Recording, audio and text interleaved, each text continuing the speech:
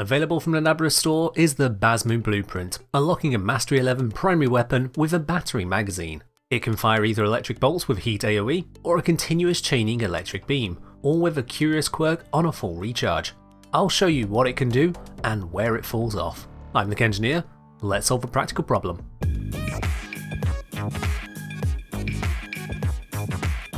The Basmu has only ever been released as an event weapon, first with Scarlet Spear, then with Orphic's Venom, and more recently in the Nabra shops. You can also obtain the blueprint from other players if the shops aren't around when you look to grab it. While you're in the Nabra shop, you'll also see the blueprints for the Seti Lacera and Sheev, which I will not be doing guides on as they have nothing interesting to talk about. The Basmu blueprint requires a selection of Railjack specific resources, which means either unlocking and farming Railjack yourself, or being taken there by a more advanced player. They're basic enough resources to obtain once there, granting you this sentient style weapon. The Basmu comes with a 21 ammo magazine on a recharging battery that'll fill extremely quickly so long as you have at least one ammo left. If you spend all the ammo, you instead go into a 2-second reload animation, emitting pulses that barely damages nearby enemies but heals you for 10 times as much in the process, potentially thousands of healing in a group of enemies. At the time of making this video, these healing pulses will also heal your companion if you're using the Link Health mod. However, the Companion Dev Workshop has slated this for removal in this month's update, as Basmu's effect is only intended to heal your Warframe. The primary fire is a barrage of projectiles with high velocity, dealing electric damage on impact.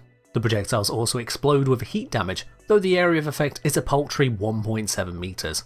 It comes with a base 15% critical chance and 2 times critical multiplier, automatic trigger, and 12 rounds per second fire rate, giving it a modest array of stats.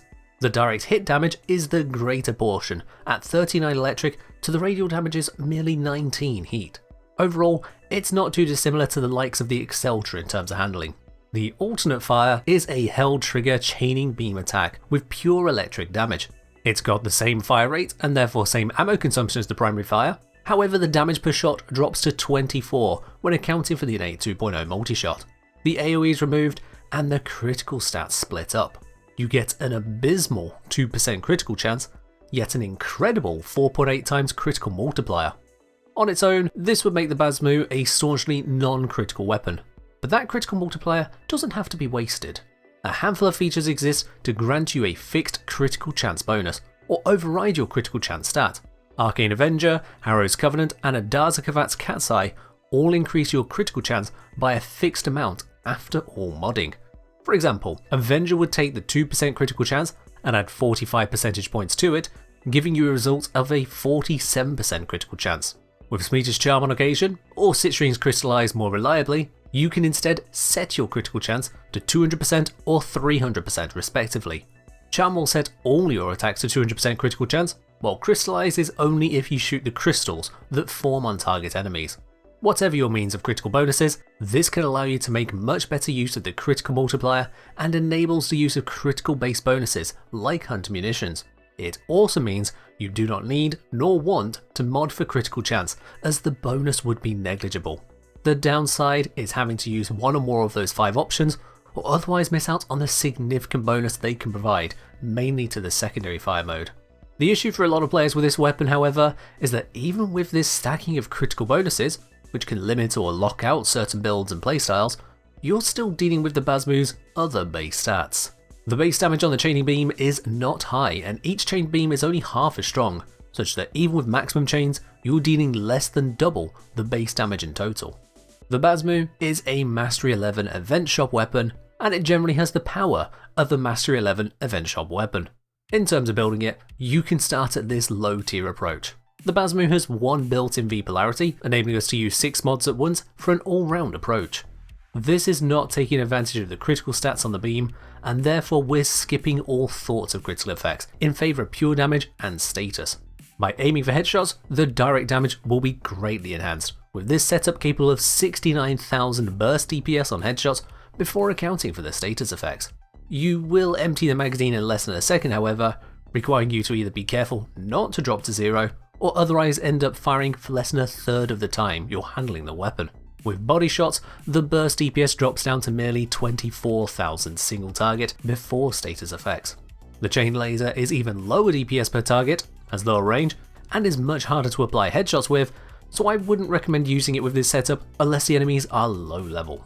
Once you've cleared the star chart and can upgrade to using arcanes and galvanize mods, a no crit approach can level up to this.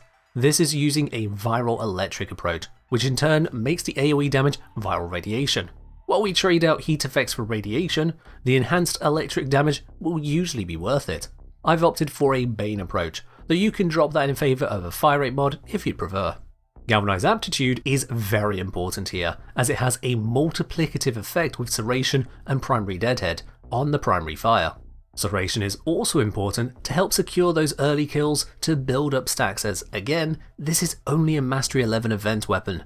It needs that support. With full stacks, this setup has a burst DPS on paper of 160,000 body shot, rising to 707,000 on headshots. Again, that's not taking into account the status effects, meaning you can get some serious burst power. The downsides of poor criticals, low magazine, and vulnerability against status resistant enemies, however, still persist. If you're willing to invest into having absolute critical chance support, then you can consider switching to this critical boost build. We've traded out electric damage for critical damage, Deadhead for merciless, and Serration for hunter munitions. Again, if you hate Bane mods, swap for fire rate. Once we introduce hunter munitions, weapon DPS becomes more nebulous as the slash procs bypass armor. Still, this build works with just Arcane Avenger applied, enabling a constant critical bonus so long as you're face tanking damage or using the combat discipline aura with frequent kills. For full power, however, you ideally want to use a second source of critical enhancement, such as Adaza Kavat. Remember to combine it with the mod Tech Enhance for 30% more uptime on the effect. With the critical chance fixed, this enables use of the alternate fire for devastating effect in groups of enemies. I find that when an Xmas spawns, it is worth switching to headshots with the primary fire long enough to remove their overguard, then switching back to using the beam if multiple other enemies are nearby. As one would hope, with forcing yellow crits onto a very high critical damage weapon, we actually get to a point of being able to sustain in Steel Path survival. Due to Acolytes being resistant to most status procs and immune to viral procs, I recommend using some kind of armor reduction against them, or having a corrosive focused alternative weapon that doesn't need to gain stacks to work. The Basmu with this hunter munitions approach will otherwise be a slow killer of Acolyte, with the primary fire completely deflected by Mania's turbulence ability.